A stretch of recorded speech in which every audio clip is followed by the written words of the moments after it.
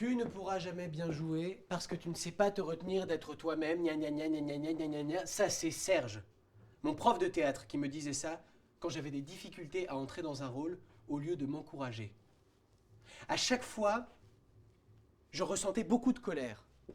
Je trouvais sa remarque profondément injuste et culpabilisante, parce que moi j'avais l'impression de passer ma vie à me maîtriser et à contrôler l'image que je renvoyais, un coup pour faire plaisir, un coup pour donner le change auprès de ma famille, auprès de mes amis, auprès de mes collègues, auprès de tout le monde. Si j'avais pas été en mesure de me maîtriser moi-même, je lui aurais mis mon poing dans la tronche à Serge. Ou alors je lui aurais dit ces quatre vérités, je me serais pas gêné. Il fallait que je lui montre qu'il se trompait. Alors j'ai conservé une attitude neutre, car je ne voulais pas lui donner raison. J'ai respiré un bon coup, j'ai pris sur moi. Je me suis maîtrisé. Et c'est justement de ça dont on va parler, là, tout de suite. La maîtrise de soi. Mais juste avant, je dois être honnête.